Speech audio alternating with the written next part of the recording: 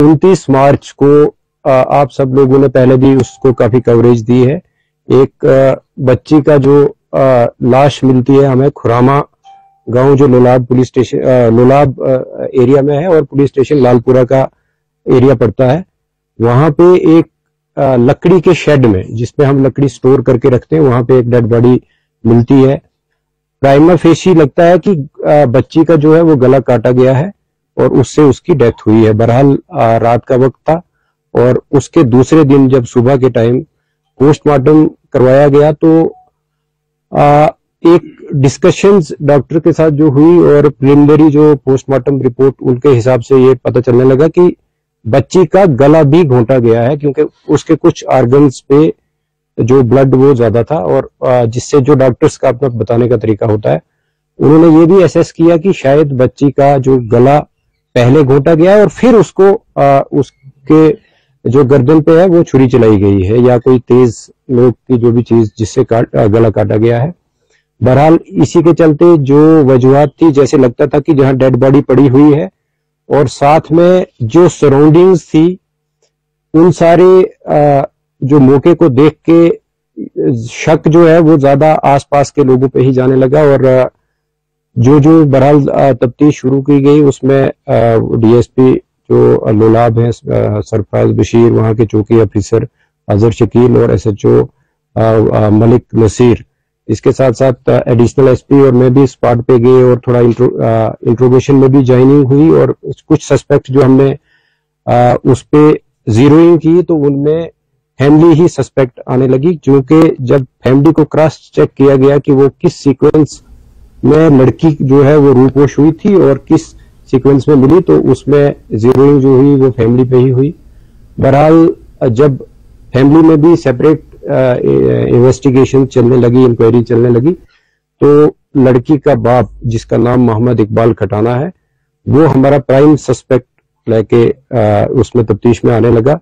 और जब उसको अच्छे तरीके से जब क्रॉस क्वेश्चनिंग और बाकी तफ्तीश के जो जितने भी मवाद हमारे पास थे उनसे जब कन्फ्रंट किया गया तो उसने कन्फेस किया कि इस छोटी बच्ची जो कि मोहम्मद इकबाल की ही बच्ची है, उसका जो मर्डर है वो उसने खुद किया, बाप ने किया है और उसको हमने हिरासत में भी फॉर्मली अरेस्ट किया। और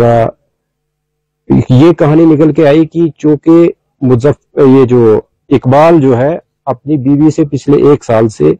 इनके बीच जो काफी पर्सनल इश्यूज को लेकर लड़ाई होती रहती थी, मैं तू भी होता रहता था, इवन फिजिकल असॉल्ट भी होता रहता था। इसी शाम को जब 29 तारीख को जब इकबाल चूंकि पेशे से एक ड्राइवर है, गाड़ी चलाता है सोमो, वो घर लगभग 4:15 बजे के करीब जब घर आया, उसके बाद उसने जो शाम के लिए जैसे गांव में होता है कि लकड़ी काटी जाती या दूसरे कोई और डोमेस्टिक काम जो है वो किए और जब 6 बजे के आसपास काम खत्म करके फिर अपने घर में पहुंचा तो बीवी के साथ दोबारा से उसका, क्योंकि उस सुबह भी उसका झगड़ा हुआ था और शाम को फिर से उसका काफी लड़ाई हुई, आपस में बहस मुआवजा हुआ और इवन की उसकी वाइफ ने इसको स्लैप भी किया। तो इसी बीच में वो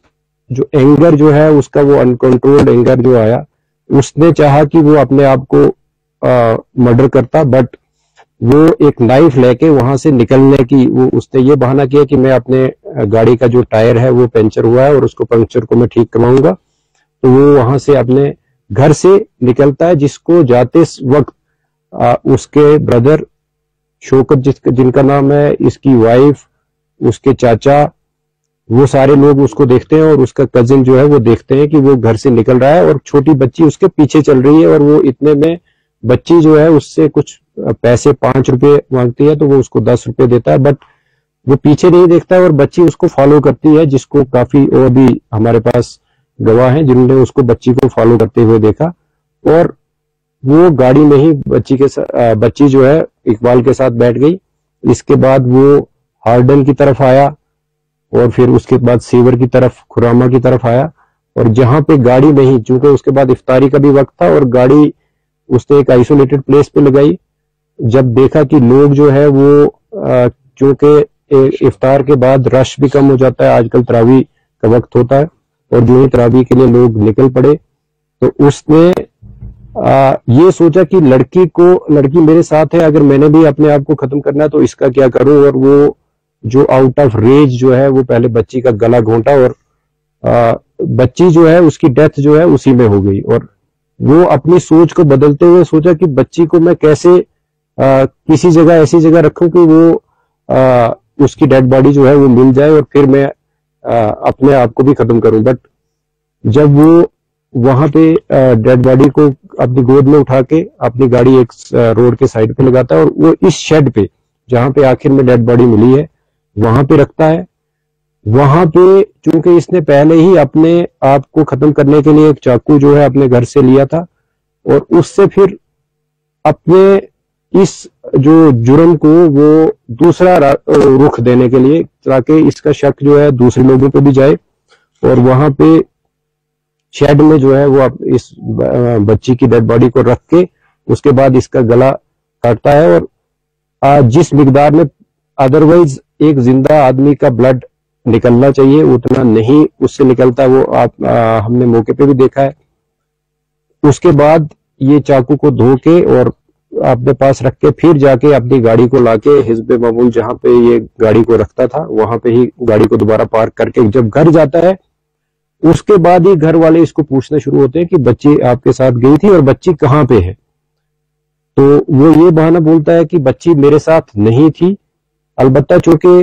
3-4 लोग जो मैंने पहले भी जिक्र किया कि जिन्होंने उसके फॉलो करते हुए देखा था बच्ची को, तो वो भी उसको कन्फ्रंट करते हैं और इस बीच वो एक और बहाना बना के वो दूसरे उसमें उलझन में अपने आप को जो खत्म करने की कहानी को छोड़ के दूसरे उसमें रूप में आके और बच्ची को ढूंढने के घर से या उसको एक और दूसरी रूपवेश वाली जो भी मोड़ देने के घर से वो थाना में पहुंचता है और वहां पे अपनी रिपोर्ट जो है वो दर्ज करवाता है कि मेरी बच्ची गायब है। लेकिन जिस बीच वो रिपोर्ट करने के लिए आ रहा होता है उसी बीच जब उसके घर वाले या दूसरे मोहल्ले वाले बच्ची को ढूंढ रहे होते हैं, मस्जिद से भी अनाउंसमेंट की जाती है और उसकी वाइफ को ये बच्ची इस शेड में स्पॉट